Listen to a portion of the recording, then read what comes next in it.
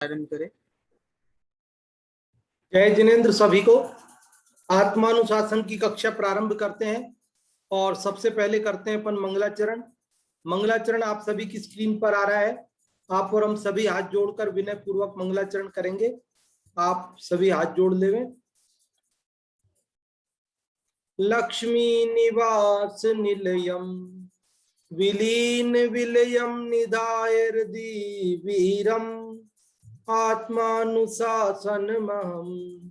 वक्षे मोक्षाय भाव्यानाम।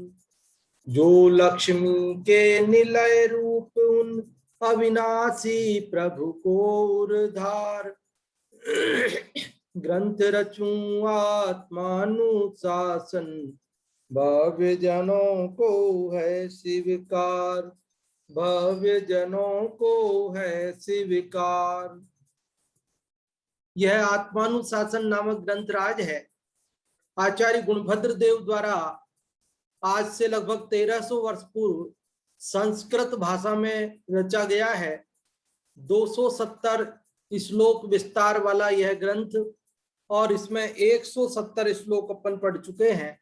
आज हम 171वां 171 नंबर का श्लोक पढ़ेंगे और इस श्लोक को प्रारंभ करने से पहले कल जो 170वां श्लोक अपन ने पढ़ा था, यदि आप लोगों में से कोई उसे सुनाना चाहते हैं या उसका अर्थ बताना चाहते हैं तो हम आपको आमंत्रित करते हैं बताने के लिए।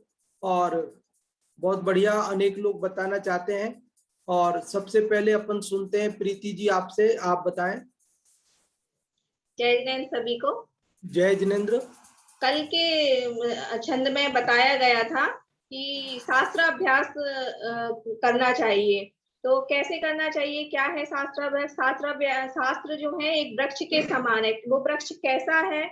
अनेकांत बाद में अनेकांत रूपी, जिसमें फूल और पत्तों से शोभित है, उनसे भरा हुआ है, उनसे उससे विनम्र है, और जिसमें वचन रूप पत्ते हैं और नए रूप शाखाएं हैं, और वो 3 लोकों में सबसे उन्नत है, जिसका मूल मति ज्ञान है, भगवान की वाणी है। और ऐसा हमारा शास्त्र है, जिनवाणी है, और उस जिनवाणी को नित्य प्रतिदिन स्वाध्याय उसका करना चाहिए। मन रूपी बंदर को नित्य प्रतिदिन उसमें रमाना चाहिए। कल इसके शास्त्र अभ्यास हमें प्रतिदिन करना चाहिए, ये बताया है। बहुत अच्छा आपने बताया, बहुत बहुत धन्यवाद प्रीति जी। और अभी अंगूरी जी आपको भी अनम्यूट किया है, आप भी बताएं। सभी को जय जिनेन्द्र। जय जिनेन्द्र। इस श्लोक में ये बताया है कि इस श्लोक में बंदर की उपमा दी है। मन की उपमा बंदर से दी गई है। इसमें बताया कि जिस प्रकार मन चंचल होता, बंदर चंचल होता है, यदि उसको किसी काम में नहीं लगाया जाए तो वह उछल कूद मचाता है। उसी प्रकार ये मन भी इसको शास्त्र अभ्यास में न लगाएं तो यह राग देश आदि विकारी भावों में रमा रहता है। और वह वृक्ष जो शास्त्र रूपी वृक्ष वह कैसा है? वह अनेकांत में अनेक पुष्प और फलों के भार से लदा हुआ है, विनम्र है, और उसमें वचन रूपी पत्तों से सुशोभित है, और नए रूपी अनेक शाखाओं से संयुक्त है, और वह बहुत ऊंचा है, मतलब ज्ञान की अपेक्षा से बहुत ऊंचा है, और मति ज्ञान रूपी उसकी जड़ है। तो इसमें शास्त्र अभ्यास की हमें बहुत प्रेरणा दी है। शास्त्र अभ्यास से अपने जीवन को उज्जवल बनाने के लिए प्रेरणा दी है। इसमें वैसे भी शास्त्र अभ्यास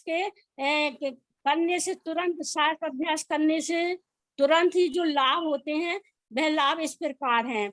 शास्त्र अभ्यास करते ही क्रोध आदि कषायों की मंदता होती है, 5 इंद्रियों के विषयों में प्रवृत्ति रुकती है, अति चंचल मन एकाग्र होता है, हिंसादि 5 पाप नहीं होते, अल्प ज्ञान होने पर भी त्रिलोक के 3 काल संबंधी चराचर पदार्थों को जानता है, ये की पहचान होती है, आत्मज्ञान सम्मुख होता है, और अधिक अधिक ज्ञान होने से आनंद होता है। लोक में महिमा विषय है और साथ ही से पुण्य का बंध होता है। इतने लाभ शास्त्र अभ्यास करने से तुरंत ही होते हैं। जय। बहुत अच्छा अंगूरी जी आपने बताया, बहुत बहुत धन्यवाद आपके लिए भी। और भी अनेक लोग बताना चाहते हैं। अभी हम सुमित जी जैन सांगानेर से आपको अनम्यूट किया है, आप में से जो भी बताना चाहें। हाँ, जय जिनेन्द्र। जय जिनेन्द्र। संस्कृत का पाठ पढ़ के देखना चाहती हूँ। हाँ, पढ़ के देखें। अनेकांतात्मार्थ प्रसव फल भाराति विनते वचे वर्णाकीर्णे विपुल नय शाखा सतयुते समोतुंगे सम्यक् प्रकटमति मूले प्रतिदिनं श्रुते धीमान् रमयतु मनोमर्कटममुम्। हाँ, बहुत अच्छा आपने पढ़ा है। चौथी लाइन में जो श्रुत स्कंधे, ऐसा वो ई का उच्चारण करने से थोड़ा सा, अगर ई को नहीं बोले अपन, डायरेक्ट ऐसा बोले श्रुतस्कंधे, श्रुतस्कंधे, तो और अच्छा हो जाएगा। बाकी आपने बहुत अच्छा बोला है, कोई कमी नहीं है बोलने में। बहुत बहुत धन्यवाद। हाँ जी, और मुन्नी जी आपको भी हमने अनम्यूट किया है, आप भी बताएं, फिर अपन आगे चलेंगे। जय जिनेन्द्र पंडित जी। जय जिनेन्द्र। जय। मैंने भी वो शास्त्र बिंदु के निकाल के रखे थे, शास्त्र अभ्यास के बिंदु निकाल के रखे थे, और उसने बता दिया अंगूरी ने टाइम। हाँ, एक ही बात है, एक ही बात, कोई दिक्कत नहीं। तो चलें, आगे चलें, फिर आगे चलें फिर। उसने बता दिया, मैं निकाल के रखे। बहुत बढ़िया, धन्यवाद, धन्यवाद आपके लिए। और अब अपन चलते हैं आगे। आज जिस श्लोक का क्रम प्राप्त है, ऐसे 171 नंबर के श्लोक को पढ़ते हैं। ये 171वां श्लोक आप सभी की स्क्रीन पर आ चुका है। देखिए, ये 171वां श्लोक हमें क्या है इसके अंदर।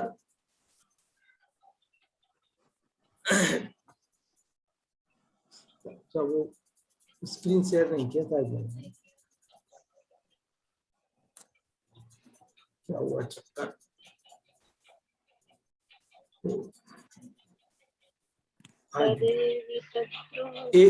एक मिनट, अभी आता है आपकी स्क्रीन पर।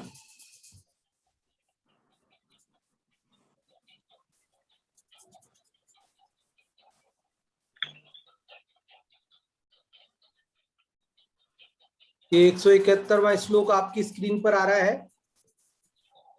देखिए, एक बार थोड़ा बंद हो गया वापस।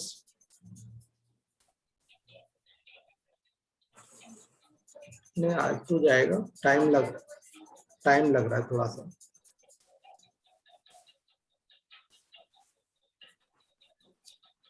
ये खुल रहा है, अभी थोड़ा सा टाइम ले रहा है खुलने में। 171वां श्लोक आप सभी की स्क्रीन पर आए, फिर अपन पढ़ते हैं उसको। कल अपन ने जो 170वें श्लोक में स्वाध्याय की प्रेरणा दी गई थी वो पढ़ी। अब जब तक मैं बोल दूं। हाँ, बोल दीजिए। जब तक मैं बोल दूं। बोल दीजिए। माया मिथ्या निदान का अभाव होता है शास्त्र अभ्यास से। अन्य ज्ञान के अभ्यास से मन स्थिर होता है, अशुभ कर्म का नाश होता है, अनेक दुखदायी कल्प नष्ट होते हैं। आवाज आ रही है? हाँ जी, आ रही है, आ रही है। और कसायों का अभाव होता है।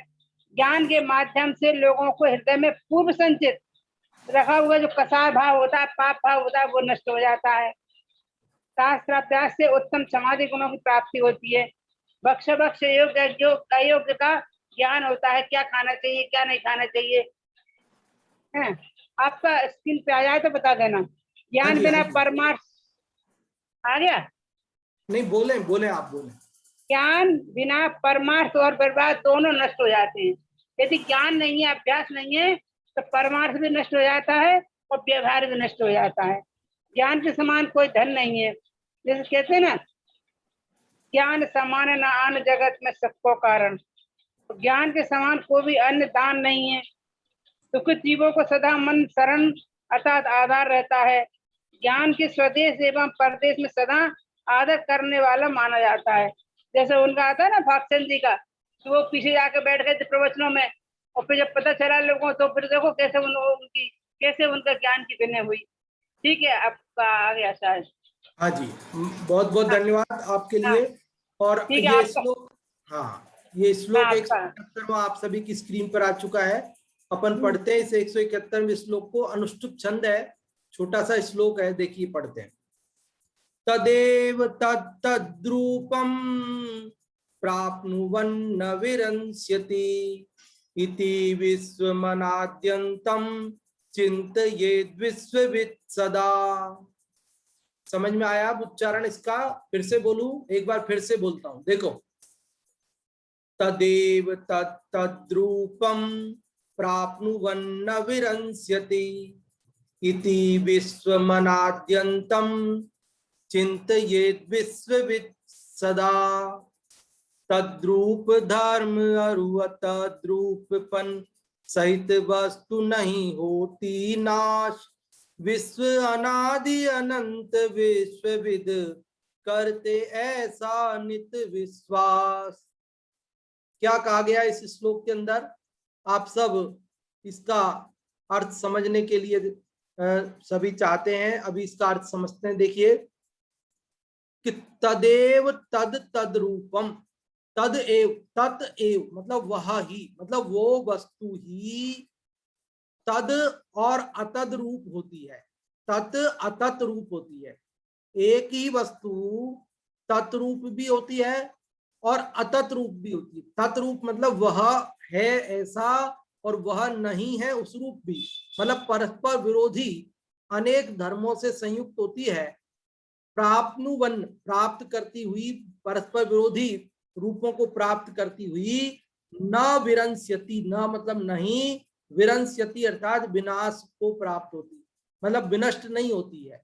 पहली पंक्ति का अर्थ समझ में आया कि एक ही वस्तु तत्रूप और अतत्रूप होते हुए कभी भी विनाश को प्राप्त नहीं होती है। इति विश्वम अनाद्यंतम, इति मतलब इस प्रकार, विश्व मतलब ये सारा जगत, अनादि अनंत है। चिंतयेत ऐसा चिंतन करना चाहिए। विश्वविद सदा, विश्वविद मतलब विश्व के जो वेत्ता है, सारे विश्व को जानने वाले हैं, उन्हें सदा, सदा मतलब हमेशा, जो विश्व के वेत्ता हैं उन्हें क्या चिंतन करना चाहिए, क्या विश्वास करना चाहिए कि एक ही वस्तु तत्रूप और अतत रूप को प्राप्त करती हुई कभी भी विनाश को प्राप्त नहीं होती है। इस प्रकार यह विश्व अनादि अनंत है, ऐसा विश्व वेत्ताओं को सदा चिंतन करना चाहिए। आप में से इसका अर्थ समझ गए होंगे। देखिए इस श्लोक में आचार्य गुणभद्र देव ये बात कह रहे हैं। पिछले श्लोक में उन्होंने कही थी कि शास्त्र पढ़ो, तो शास्त्र पढ़ो मतलब शास्त्र के शब्दों को पढ़ के ही प्रसन्न हो जाओ, उनके छंद और अलंकार में ही प्रसन्न हो जाओ। कहते ऐसा नहीं, आप पढ़ो प्रसन्न हो, लेकिन जो उसका मर्म है ना, उसका सार है, वो भी समझो। सार क्या है कि वस्तु अनेकांत रूप है। एक ही वस्तु तत्रूप भी होती है और अतत रूप भी होती है, और इसीलिए वह कभी विनाश को प्राप्त नहीं होती है, वह अनादि अनंत है, ऐसा हमें सदा ही विश्वास करना चाहिए। ये जिनवाणी को पढ़ने का सार है। ये जिनवाणी को पढ़ के हमें समझना है। शास्त्र पढ़ेंगे ना तो शास्त्र पढ़ के क्या समझना है कि वस्तु को एकांत रूप नहीं समझना है, बल्कि वस्तु को अनेकांत रूप समझना है। ये बात इसमें बता रहे हैं। आप में से जो भी इसका अर्थ बताना चाहते हो वे लोग रेज हैंड कर सकते हैं। और अभी सबसे पहले रेज हैंड हुआ है हमारे प्रसम भैया का, और प्रसम भैया आप बताएं। जय जिनेंद्र। जय जिनेंद्र। इस श्लोक में बता रहे हैं कि तदेव अर्थात की मतलब जो एक ही वस्तु तदेव अर्थात की मतलब एक मतलब वस्तु है, और तदत ध्रुपम अर्थात की नहीं है। ये इस प्रकार की मतलब तद्रूप और अतत रूप मतलब है और नहीं है, एक ही वस्तु ऐसे दो रूप में है।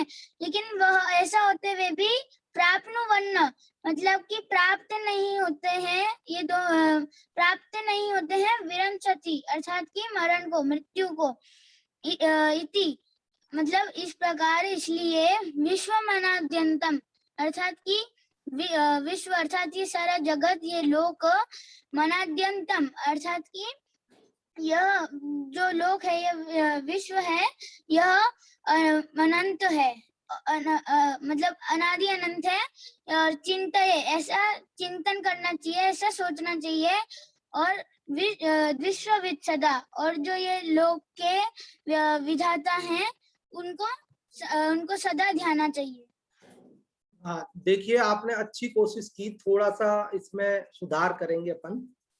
एक तो प्राप्नुवन्न का अर्थ प्राप्त न करती हुई नहीं, प्राप्त करते हुए नहीं विनष्ट होती, न उधर विरंस्यति के साथ जोड़ना, न विरंस्यति मतलब विनष्ट नहीं होती है। और विश्ववित्त अर्थात विश्व के वेदता, विश्व को जानने वाला, विश्व के विधाता नहीं, विश्व को जानने वाला। और शुरू में था तद एव तद अतद रूपम, इसका थोड़ा संधि विच्छेद समझे अपन तो आसान हो जाएगा। तत एव, तदेव है ना, तदेव, इसका अगर हम संधि विच्छेद करते तो तत एव, तत् मतलब वह, एव मतलब ही, तत एव मतलब वह ही, मतलब कोई भी एक वस्तु कि वही वस्तु, तद अतद रूपम, ये तद रूपम है ना, इसका संधि विच्छेद समझते हैं। देखो तत् अतत रूपम, तीन खंड होंगे इसके, कौन कौन से? तत्, अतत और रूपम। तत् मतलब वह, और अतत मतलब वह नहीं, रूप मतलब वह है इस रूप में भी और वह नहीं है इस रूप में भी, अन्य है इस रूप में भी, प्राप्त करती हुई नष्ट नहीं होती है। देखो इसका भाव अभी अपन समझेंगे, तब आपको बहुत अच्छे से ये बात सारी समझ में आ जाएगी, खुलासा हो जाएगी। एक बार सामान्य अर्थ ही हम आप लोगों से जानना चाह रहे हैं। जो भी आप में से और बताना चाह रहे हैं, अनेक लोगों के रेज हैंड हो रखे हैं, उनमें से हम अभी अनम्यूट करते हैं। नीलम जी आप बताएं।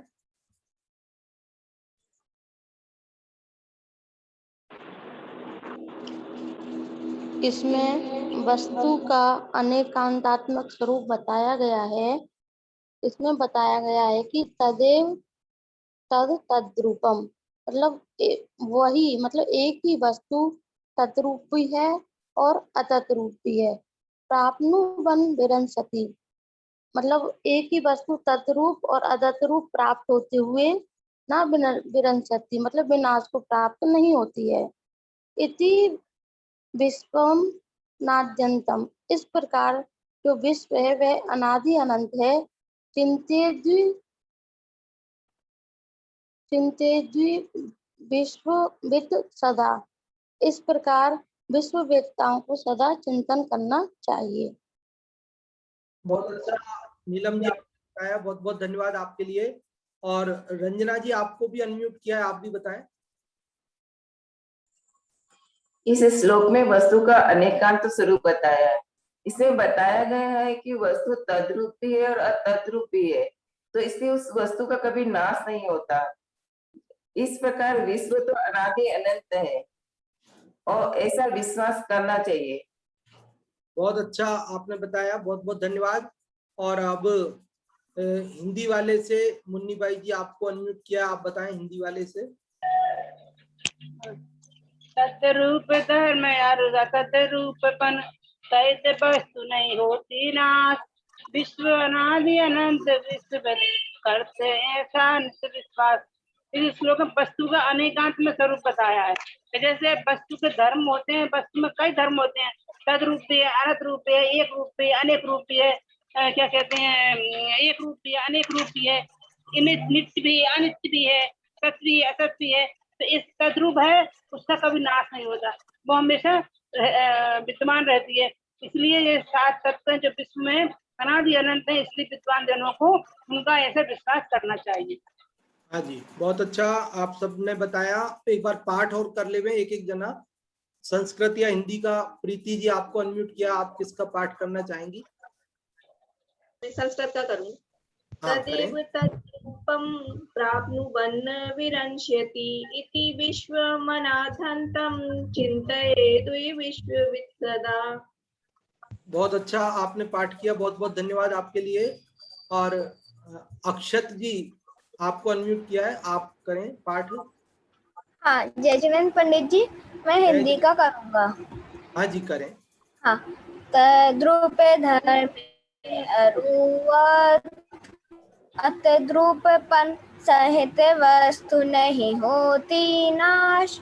विश्व अनादि अनंत विश्वविद करते ऐसा नित्य विश्वास।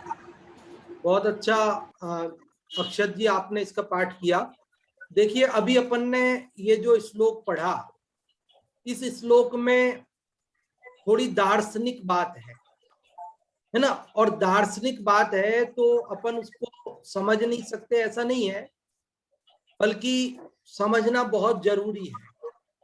बहुत ही महत्वपूर्ण बात आज इस श्लोक में छोटे से में आचार्य गुणभद्र देव कह रहे हैं।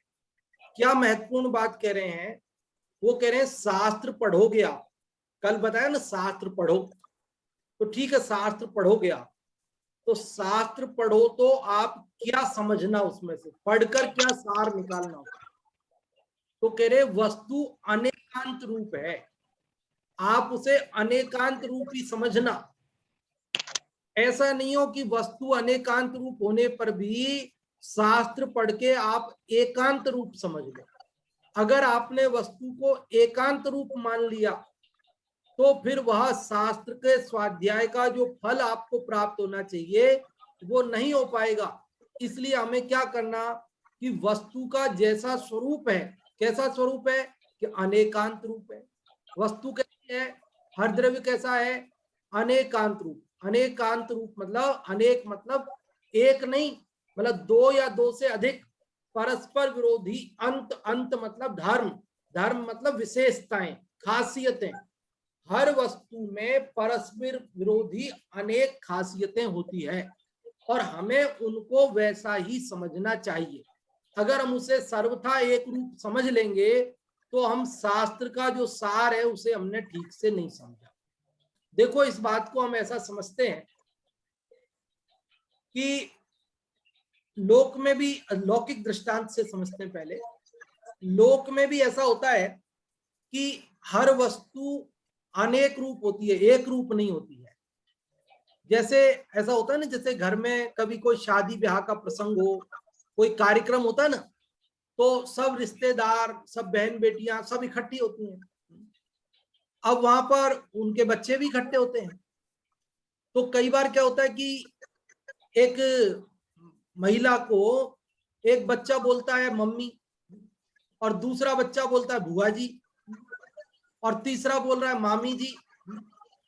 अब वे बच्चे आपस में झगड़ रहे हैं, अरे ये मेरी मम्मी है तू इसको बुआ जी नहीं बोलेगा, और वो कहता है नहीं ये तो मेरी बुआ जी है तू मम्मी क्यों बोलता है। और ये झगड़ा मम्मी की अदालत में पहुंचता है। मालूम है ना आपको, कई बार होता है ऐसा कि वो बच्चे पहुंच जाते हैं, चलो मम्मी से पूछ लेते हैं कि आप मम्मी हो मेरी कि आप इनकी बुआ जी हो कि क्या है। और जब वे पहुंचते हैं और जब मम्मी कहती है कि मैं तुम्हारी मम्मी हूं, ये बात सही है, लेकिन इसकी मैं बुआ जी भी हूं, इसलिए इसे बुआ जी बोलने दो और इसे तुम मम्मी बोलो। वो कहते हैं कि ये बुआ जी बोलता है, अरे इसकी मैं बुआ लगती हूँ तो बुआ बोलेगा, उसमें क्या बात है, और मैं तुम्हारी मम्मी लगती हूँ तो मम्मी बोलोगे, उसमें कौन सी नई बात है। तो बोलो एक ही महिला मम्मी भी है, बुआ भी है, मामी भी है, बहन भी है, पत्नी भी है, बेटी भी है, सब है कि नहीं है उसके अंदर। और यदि उसे सर्वथा एक रूप माने कि बेटी ही माने या बहन ही माने या एक रूप माने सर्वथा, तो क्या होगा? तो असत्य श्रद्धान होगा ना, भाई जैसा है वैसा नहीं माना हमने। तो ऐसे ही वस्तु भी अनेक रूप है। अनेक रूप कैसी है? तो उन्होंने कहा तत्रूप भी है, अतत रूप भी है। तत्रूप मतलब वही है ऐसा भी है, और अतत मतलब वह नहीं है ऐसा भी है। अब देखो वह है और वह नहीं है उसको कैसे समझते हैं। जैसे मैं आपसे ये पूछता हूं कि एक बालक है और वो युवा हो गया, बड़ा हो गया, पहले बच्चा था अब बड़ा हो गया, युवा हो गया, तो अब वह वही है जो बालक था या वह नहीं है? मैं आपसे पूछता हूं, प्रश्न समझ में आया कि नहीं मेरा? कि एक बच्चा था, वो बच्चा बड़ा हो गया, अब युवा हो गया। अब जब वो युवा हो गया तो वो वही है जो पहले बच्चा था या वो नहीं है? वही क्या है? वही वही है। वही है वही है, और वही नहीं है, ऐसा पर नहीं है ये क्या? चेंज हो गया।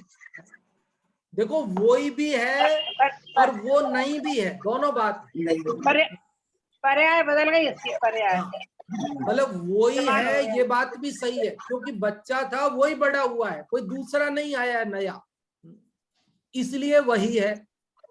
और वही नहीं भी है, वही क्यों नहीं है? क्योंकि अब ये बच्चा नहीं, अब ये बड़ा हो चुका है। पहले बच्चा था, गलती करता था तो माफ थी, लेकिन अब बड़ा हो गया, अब गलती करेगा तो माफ नहीं। पहले बच्चा था तो तुतला के बोलता था, तो भी हम हंसते थे, प्रसन्न होते थे कि नहीं ठीक है, बोलता तो है, तुतला के बोलता है, कोई बात नहीं, बच्चे अच्छे लगते हैं। और अब बड़ा होने के बाद वो तुतला के बोले तो बोले ये क्या तरीका भैया, तुम बड़े हो गए हो अभी भी इस प्रकार बोलते हो? पहला बच्चा था तो ऐसे उछल उछल के चलता था, एक ग्रास खाके भागता था इधर से उधर, फिर दूसरा ग्रास खाने आता था, लेकिन कोई दिक्कत नहीं थी, बच्चा है। लेकिन अब बड़ा होने के बाद भी ऐसा ही करे तो कि नहीं चलेगा, वो अच्छा नहीं माना जाएगा। तो आप तो कह रहे हो वही है, तो वही है तो करने दो ना वैसे ही। तो कहते नहीं, वही भी है और वही नहीं भी है, समझ गए ना आप? तो ऐसे ही वस्तु वही भी है और वही नहीं भी है। वस्तु नित्य है कि अनित्य है? तो कह रहे नित्य भी है और अनित्य भी है। वस्तु नित्य भी है और अनित्य भी है। वही है इस अपेक्षा से नित्य है और वही नहीं है इस अपेक्षा से अनित्य है, क्योंकि बचपन अवस्था का नाश हो गया है और युवापन अवस्था का उत्पाद हो गया है। और बचपन और युवापन अवस्थाओं के बीच में जो जीव है, जो मनुष्य है, वह तो वही का वही है। इसलिए उत्पाद, व्यय और द्रव्य, ये तीनों चीजें एक साथ चलती हैं और इन तीनों के एक साथ चलने से वस्तु वही भी होती है, वस्तु वही नहीं भी होती है, मतलब वस्तु बदल भी चुकी होती है। दोनों स्थितियां होती है और दोनों बातों को हमें समझना चाहिए। कई बार तो वस्तु स्वभाव रूप परिणमन करती है, कई बार वस्तु विभाव रूप परिणमन करती, कभी उसकी स्वभाव पर्याय होती है, कभी विभाव पर्याय होती है। तो हमें उस वस्तु का जो स्वभाव है उसको सर्वथा एक रूप नहीं मानना चाहिए, बल्कि वस्तु का जैसा अनेकांतात्मक स्वरूप है हमें वैसा समझना चाहिए। समझ में आ रही कि नहीं आ रही बात? कठिन तो नहीं लग रही ना? आज थोड़े दार्शनिक विषय है, लेकिन ये बात अगर हम नहीं समझेंगे तो समझना, कई लोग क्या वर्षों से स्वाध्याय करते हैं, पढ़ते हैं, सुनते हैं, लेकिन उन्हें कोई निर्णय ही नहीं होता। गंगा गए तो गंगादास और जमुना गए तो जमुनादास जैसी स्थिति हो जाती है। कोई पंडित जी कहे आत्मा नित्य है तो कहता है हाँ जी नित्य है, कोई कहता है आत्मा अनित्य है तो कहते हैं हाँ जी अनित्य है, कोई कहता है आत्मा नित्यानित्य है, हाँ जी नित्यानित्य है, लेकिन कुछ खबर नहीं पड़ती कि नित्य है कि अनित्य है कि नित्यानित्य है कि है क्या। तो जब जो कहे तब वो सुन लेते हैं, लेकिन अपने को उसका वस्तु का अनेकांत स्वरूप है, उसको सम्यक निर्णय करना चाहिए। और क्योंकि जब कथन होगा वो किसी ना किसी एक अपेक्षा से होगा, एक समय में एक अपेक्षा से कथन होगा। कभी द्रव्यार्थिक नय की मुख्यता से नित्य कहा जाएगा, कभी पर्यायार्थिक नय की मुख्यता से अनित्य कहा जाएगा, कभी प्रमाण की अपेक्षा से नित्यात्मक कहा जाएगा। तो जब जो कहा जाए उस रूप अपेक्षा को समझकर वस्तु के अनेकांत स्वरूप का हमें निर्णय करना चाहिए। ये बात इस श्लोक में ये कह रहे हैं कि सारे शास्त्राभ्यास को करते समय ये बात ध्यान रखें। अब यहाँ पर एक शब्द आया श्लोक के अंदर बहुत महत्वपूर्ण, विश्ववित्। क्या शब्द आया? विश्ववित् सदा। विश्ववित् मतलब विश्ववेत्ता। अब ये कौन के लिए आया, किसके लिए आया? विश्ववेत्ता, विश्व का जानकार, उसको ऐसा जानना चाहिए, उसको ऐसा चिंतन करना चाहिए। तो विश्व का जानकार कौन? सर्वज्ञ परमात्मा, अनंत परमात्मा के लिए आया क्या ये? तो उनके लिए नहीं आया। वो क्या श्रद्धा करेंगे? वो तो सब जानते ही हैं, उनको सब श्रद्धा है। अरे ये आपके और हमारे लिए आया है, क्षयोपम ज्ञानियों के लिए, अल्पज्ञों के लिए आया है, जो शास्त्र का स्वाध्याय कर रहे हैं उनके लिए आया है कि पंडित जी हम तो अभी अल्प ज्ञानी है, हम तो क्षयोपम ज्ञानी है, हमको विश्ववेत्ता कैसे कह रहे हैं? हम विश्व के वेत्ता थोड़ी हैं, हम कहाँ विश्व को जानते हैं, हम तो थोड़ा सा ज्ञान है हमारा, तो हम तो अल्पज्ञ हैं, हम तो अज्ञानी हैं।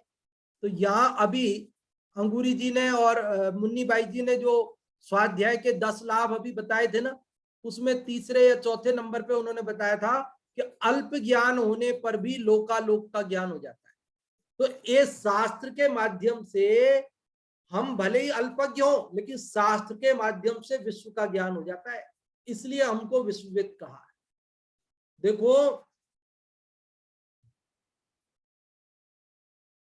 वे सर्वज्ञ हैं, उनकी ये वाणी है शास्त्र, और हमने इसे पढ़ा तो हम भी सर्वज्ञ हो गए। कैसे हो गए सर्वज्ञ? कि हम शास्त्र से जानकर सर्वज्ञ हो गए। वे प्रत्यक्ष सबको जानते हैं और हम शास्त्र से जानते हैं। बोलो, पानी की एक बूंद में, अनछने पानी की एक बूंद में अनंत जीव है। क्यों? आपको कैसे पता? आलू की एक सुई की नोक बराबर जगह में अनंत जीव है, या आपको कैसे पता? आप सर्वज्ञ हो क्या? कहते हम सर्वज्ञ नहीं हैं, लेकिन हमने शास्त्र से जाना है, सर्वज्ञ की वाणी से जाना है, इसलिए हम भी सर्वज्ञ हो गए। वे प्रत्यक्ष जानते हैं और हम शास्त्र से जानते हैं, दोनों में कोई ज्यादा फर्क नहीं है।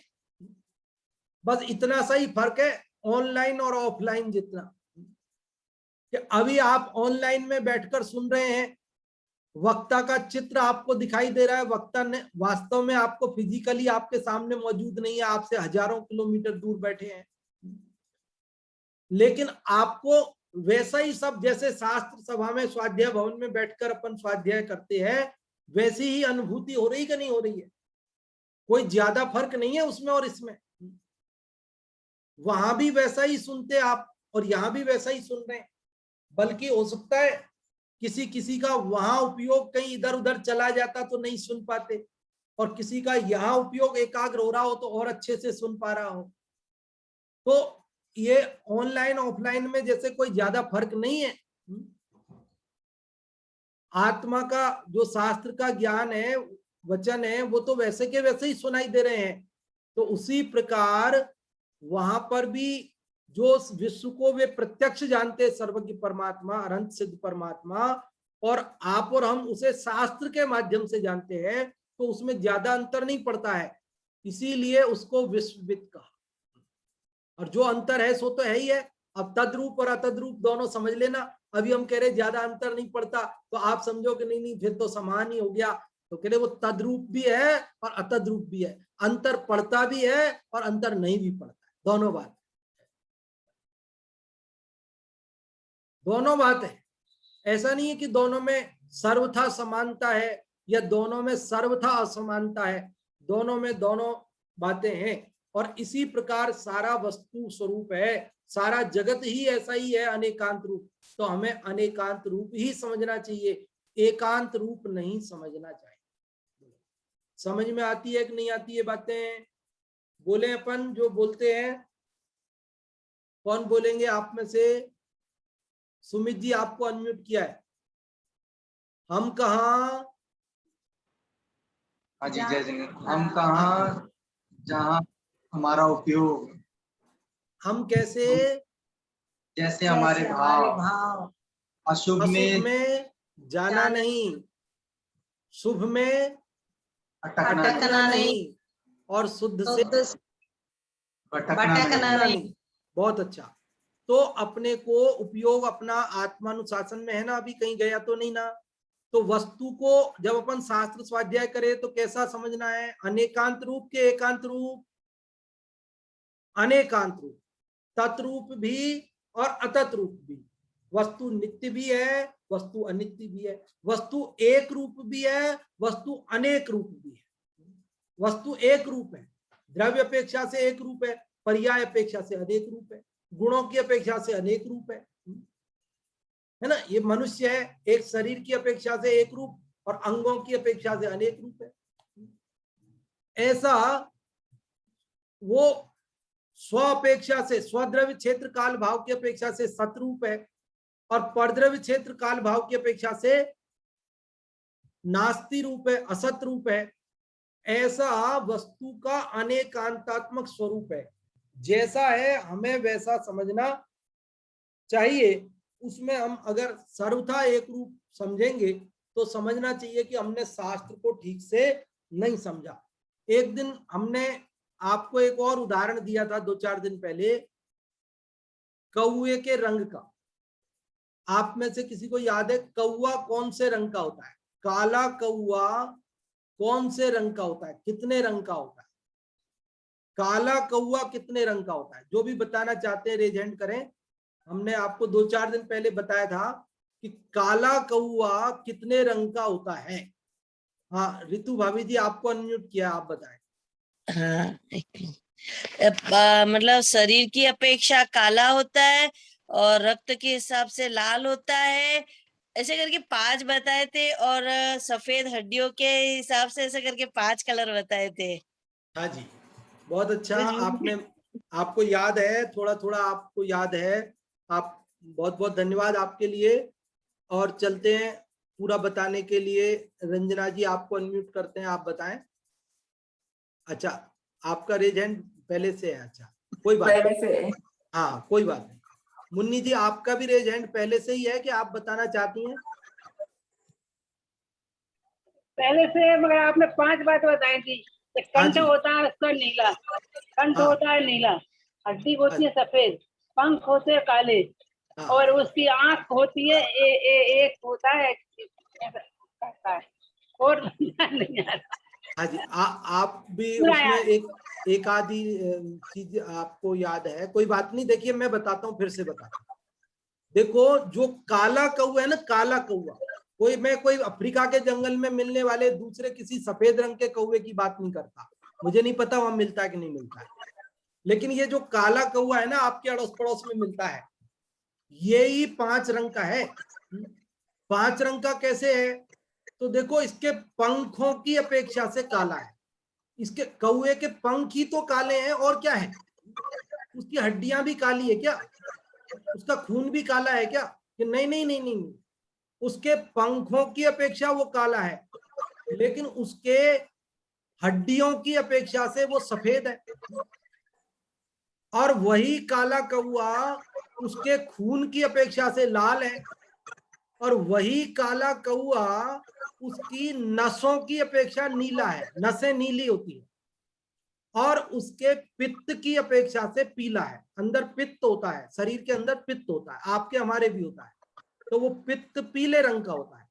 तो जो काला कौवा है वही 5 रंग का है, पंचवर्णी कौवा। बोलो, अब ये अनेकांतवादियों के यहीं पंचवर्णी कौवा मिलेगा आपको, बाकी तो सारा जगत काला कौवा कहेगी है? लेकिन यहाँ कह रहे, अगर कोई कौवे को काला कहता है, कोई सफेद कहता है, कोई लाल कहता है, कोई उसको नीला कहता है, कोई पीला कहता है, आपको झगड़ने की जरूरत नहीं है, अपेक्षा समझ लो। कोई अगर कौवे को सफेद कह रहा है तो समझ लो ये हड्डियों को देख रहा है, हड्डियों की अपेक्षा बात कर रहा है।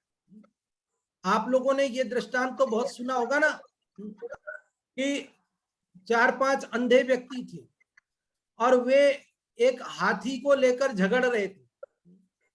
पहला व्यक्ति कह रहा था कि हाथी खंभे जैसा होता है, दूसरा व्यक्ति कह रहा था कि हाथी तो दीवार जैसा होता है, तीसरा व्यक्ति कह रहा था हाथी तो सूप जैसा, छाजड़े जैसा होता है, वो अनाज साफ करती थी ना पहले महिलाएं, जिससे सूप जैसा होता है। और चौथा अंधा व्यक्ति कह रहा था कि हाथी तो झाड़ू जैसा होता है। अब बोलो हाथी कैसा होता है? तो कहते हैं हाथी तो हाथी जैसा होता है, कि वो खंबे जैसा होता है कि नहीं होता है। वे झगड़ रहे आपस में, बोले मैंने खुद छू के देखा है। तब एक आंख वाले व्यक्ति ने कहा कि देखो तुम झगड़ो मत, हाथी आप जो चारों कह रहे हो वो चारों की बात सही है, क्योंकि पहला व्यक्ति जो ये कह रहा है हाथी खंबे जैसा होता है, उसने हाथी की पैरों को, हाथी की टांगों को छू करके देखा है। अब हाथी के पैर तो खंबे जैसे ही होते हैं, उसमें क्या बात है। और जो व्यक्ति ये कह रहा है हाथी दीवार जैसा होता है, उसने उसकी पीठ को, उसके पेट को हाथ लगाया है, तो उसको लग रहा है कि ये दीवार जैसा है। और जो ये कह रहा है हाथी सूप जैसा है, उसने उसके कानों को, हाथी के बड़े बड़े कान होते हैं सूप जैसे, उनको छू करके बोला है। और जो कह रहा है हाथी झाड़ू जैसा होता है, उसने उसकी पूंछ को छू करके देखा है, पूंछ उसकी झाड़ू जैसी लगती है। तो क्या करे? लेकिन चारों की बात अपेक्षा से बोलो तो सब सही है, और निरपेक्ष बोलो तो सब गलत है। क्योंकि हाथी सर्वथा खंबे जैसा नहीं होता, लेकिन हाँ पैरों की अपेक्षा खंबे जैसा होता है। समझ गए ना? ऐसे ही वस्तु अनेकांत रूप है, हमें उसे अनेकांत रूप समझना चाहिए। कथन में एक समय में एक ही अपेक्षा आती है, तो हमें वक्ताओं को भी ध्यान रखना चाहिए और श्रोताओं को भी ध्यान रखना चाहिए कि वस्तु का स्वरूप है तो अनेकांत रूप, कहने में एक समय में एक अपेक्षा आती है, लेकिन उससे वो एक रूप हो नहीं जाता है। बहुत सारा मर्म है, अगले एकाध श्लोकों में भी ये चर्चा आगे चलने वाली है, तो वहां आगे अपन और खुलासा करेंगे। अभी 3 मिनट बचे हैं, हम चाहते हैं आप लोग बताएं कि अभी आपने जो ये 171वां श्लोक सुना, इसमें से आप क्या समझे? इस 171वें श्लोक में क्या समझ में आया आपको, क्या सार है इसका? जो भी आप में से बताना चाहते हैं वे लोग रेज हैंड कर सकते हैं। और सुमित जी आपको अनम्यूट किया, आप बताएं। हाँ जी, जय जिनेन्द्र।